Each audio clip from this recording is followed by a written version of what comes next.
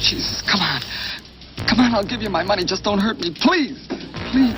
What's up, guys? Today we're talking about the 1976 crime thriller Assault on Precinct 13, written and directed by John Carpenter. The movie stars Austin Stoker, Darwin Joston, Laurie Zimmer, Martin West, Tony Burton, and Carpenter mainstays Charles Cyphers and Nancy Loomis. Set in the ghettos of Los Angeles, Anderson County specifically, Assault on Precinct 13 tells the tale of Lieutenant Ethan Bishop, a police officer overseeing the closing of a local police precinct. After gang members commit an atrocious and seemingly random act of violence on a family, a man seeks revenge and ends up housed in said precinct. Hordes of gang members arrive as the remaining police staff and inmates must team up and take up arms in order to defend themselves and hopefully leave the precinct with their lives. Assault on Precinct 13 may be just what the doctor ordered. It's a chilly, coy thriller that will certainly help you stay cool, quell some of that societal tumult, or even find some strange comfort in its raw violence. There's a catharsis in the viewing of this movie, and it's a stunning piece of work, moody and audacious. Without further ado, let's embark to the dusty, desperate streets of Los Angeles to bake in its cloudy orange haze. You won't hear the gunfire coming.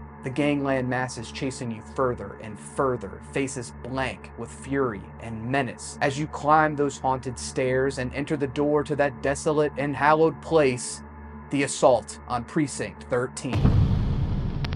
Freeze! This is the police. Drop your weapons and place your hands On Sunday, Cholo. the warlords of Street Thunder swore a blood oath to avenge their dead. It is a day of vengeance. It's war in the streets. We're gonna stay here and hold until somebody comes, okay? We're in the middle of a city.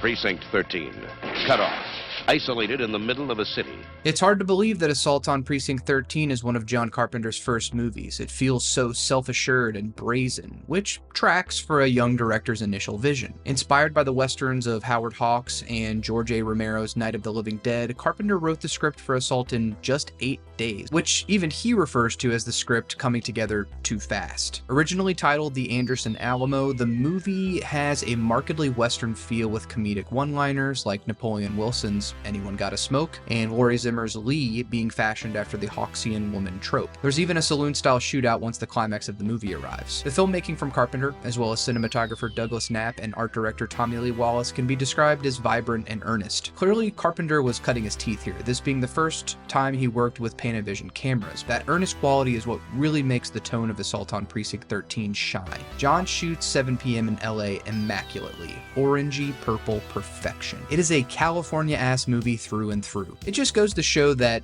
Carpenter had some sauce built up with this team before linking up with the master Dean Cundey in the near future. The story of Assault on Precinct 13 is decidedly simple, but allows for a moral gray area and thus the audience to explore for themselves any deeper meanings. The movie is off to the races quickly as gang and police relations are violent and dire at this time. Police slaughter gang members attempting to raid for automatic weapons, with only a handful escaping the massacre. It's important to note that the movie begins with the police inciting violence, a specific and important choice. These gang members, given no name or characterization, still carry a frightening menace, and even though Assault isn't billed fully as a horror movie, it's here where Carpenter's patented tension and knack of horror iconography began. The gang members are made multicultural, which was a prescient choice for the movie's longevity and cult appeal, and engage in blood rituals to seek vengeance on the Anderson PD. This gives them a supernatural, occultish element with no apparent motive for their violence other than that whether you cross them personally is not a prerequisite for their rampage. There's something to be said about the casting in Carpenter flicks. There are so many just faces that are meaningful and powerful to look at. Austin Stoker's Lieutenant Bishop is introduced in sunny, bright fashion as he is to help oversee the closing of a local precinct in Anderson. Funny enough, Precinct 9. The movie's title was actually changed to what it is because the studio felt the number 13 was more ominous. The precinct is falling apart, weapons packed away and boxes piled up. The clerical cops seem tired and overworked, and it's clear that something isn't working in the city in this police department. A smart choice to highlight this visually, as I began to wonder how neglected this precinct was before its its inevitable shutdown, and how the neighborhood reacts to the ensuing gunfire. Lieutenant Bishop is by the book and keeps things clean, but when Charles Cyphers' Stoker shows up to the soon-to-be derelict precinct with 3 seemingly dangerous inmates in tow, death row killer Napoleon Wilson, Joston, Tony Burton's charismatic and charming Wells, and the sick Caudell, Bishop aims to keep order, but things go awry very, very quickly. Elsewhere, the gang warlords haunt the streets of Los Angeles, with anyone from a woman carrying her grocery bags to a man drinking on the corner being possible targets. This highlights the aimless horror of their actions. They set their sights on an ice cream delivery truck, which a man and his daughter happen upon when they stop to use a phone booth. In the movie's most violently abrasive and shocking scene, a young girl gets gunned down in the street over asking for her correct order. Vanilla twist. How hard is that to do? Even in 2025, this scene was jolting to me from that moment, and I was hooked. Not surprising to hear there was controversy with the MPAA when this released. Still, very effectively rattles the audience to attention.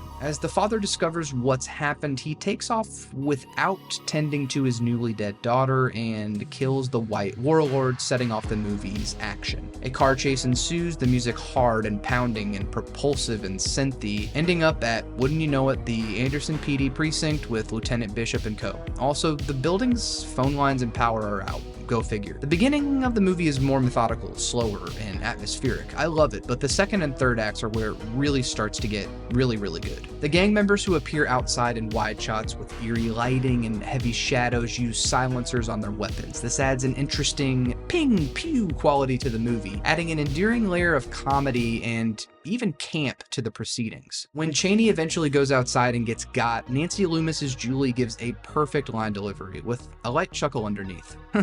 Chaney just fell down. And while this may be more of a reaction to the frightening escalation at hand or a look into the naivety of those employed for the police, it helps lighten the tension and propel the movie into a fun direction away from its more brutal tendencies. As things begin to look more and more desperate, Bishop decides that rather than letting the inmates die without a fight, he frees them, and in some compelling, understated facial acting from Austin Stoker, tosses them weapons. He's gotta be thinking, I can't believe I'm doing this, but I have to trust that they'll do the right thing. For me, the police officer imprisoning them. One of the more effective action scenes is when Wilson quickly grabs a shotgun, only for him to immediately fire it into a doorway of gang lords. The movie goes full tilt action here, the music exciting, and the horde seemingly being fended off. The movie carries on efficiently and remains exciting. We lose a few folks along the way, namely Wells, a favorite of mine primarily because of Tony Burton's excellent performance. His scenes highlight some of the movie's ambiguity around criminals and the justice system. Wells could have easily hightailed it out of there, and you start to think he will head straight for the Mexico border at some points, but his opportunity is cut short by the unstoppable might of the gang members. It's heartbreaking, whether or not he decided to save the precinct or save himself. Look at that, 2 cops wishing me luck.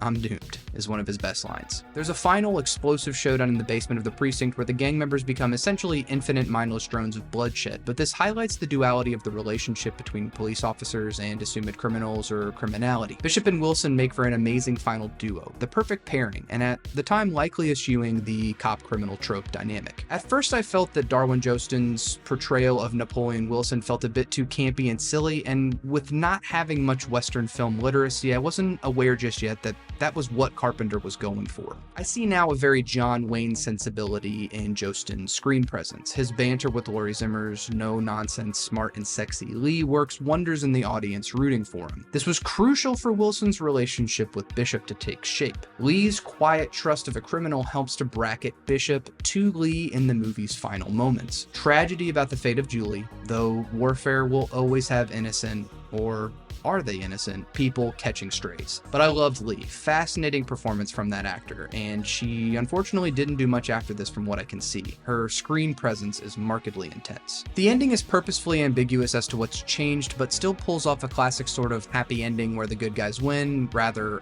our good guys as the audience decides them to be. Bishop is still a cop, but refuses to let Wilson be handcuffed. Lee finds it difficult to look him in the eye, debating whether her admiration for a convicted killer is real or for purposes of survival. survival. Very intriguing layers to explore, and there's no clear bad guy or protagonist. And framing the gangs as a faceless mass entity is thoughtful and very scary. Their ethereal group might is akin to what Carpenter later evokes in 1980's The Fog. Bishop is completely flummoxed about what criminals are and look like now. When you look at them as a mass, they're frightening and violent. One by one, though, they're just a single person. That's why he refuses to let Wilson be cuffed after they survive the shootout. But the audience is left to wonder, after they walk outside the building free from the carnage and successfully surviving the gang's onslaught, isn't this just going to keep happening and happening? Okay, saving the best for last here, the music. The score in this movie fucking rocks. This is the epitome of a raw, open nerve live wire composition. The theme for Lieutenant Bishop as he enters the Anderson PD building, brilliant. Beautiful, somber. It's a great theme for a character and definitely a precursor for how well Carpenter would score similar character themes in future movies. Specifically, I'm thinking of Laurie's theme in 1978's Halloween. But the music for the gang warlords is even more powerful. It adds a thick layer of celestial, ghostly evil to their scenes, and it's worth mentioning that the music in this film does a lot of the heavy lifting in the characterization department. The movie's script can be lean, but its design and aesthetics carry it to new heights. It's really cool to see Carpenter let loose his true powers early with this film. You can really see him laying a strong foundation just in the sounds of Precinct 13 that would be evident in his future works. Simply put, this is one hell of a score and one of the best in Carpenter's oeuvre. Thus, a moral dilemma is created when watching Assault on Precinct 13. On its surface, it's a balls-to-the-wall action thriller, but it also quickly villainizes the group that, from what we first see in the film, are being targeted and attacked by the police. The gang members are not humanized, nor are they given any strong characterization aside from their screen presence and being greatly aided by the aforementioned musical score. The police do not come out of this movie unscathed, nor do the gang members. I mean, they are massacred, even if their motives are to avenge a fallen comrade to an act of violence they perpetrated. It's a blood feud. It's terrifying. And it may just be as simple as saying that Carpenter used these groups as an arbiter of the simplest form of evil. But you also find yourself rooting for people that you would not normally align with because the narrative is powerful enough to suck you in. I wouldn't go so far as to say this movie falls under propaganda, but it sometimes gets pretty close. And the open-ended nature of the movie can add a strong sense of nihilism thinking about the fate of Wilson after he saved the lives of several people. Will he still get the chair even after these acts of heroism? Even if you are a convicted killer, does that make you fully a bad person? Who is the real hero here? Carpenter masterfully chooses to leave all of these questions unanswered, more in favor of concocting a compelling piece of cinema that would appeal to all. Even the Precinct's set design is very much in decay, and the city of Los Angeles is suffering as well. Carpenter offers no clear solutions, choosing to let the audience interpret for themselves and so enriching the movie's long-lasting impact. I've had a blast unpacking the film's seeming moral ambiguity. In the end, evil is always out there lurking in some form or fashion. Sometimes a face like a shadow, a ghost, a whisper, or no face at all.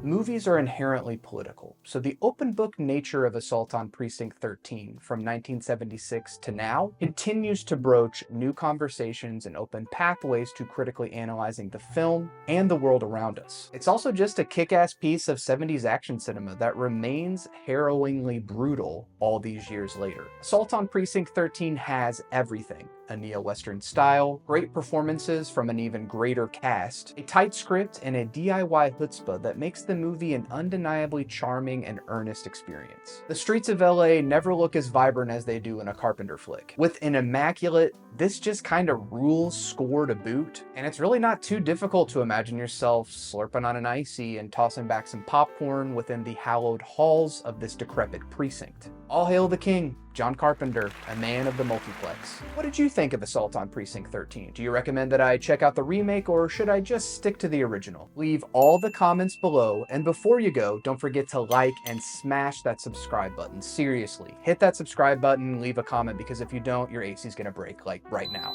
Thank you all so much for watching this video and continuing to support the channel. Until next time, stay cool out there, and remember, you're pretty fancy, Wilson. I don't know if that's the best closer. See if I can think of a better one. Oh yeah. Anybody got a smoke? To rip us apart, no matter what it costs. Means to the death. Precinct 13.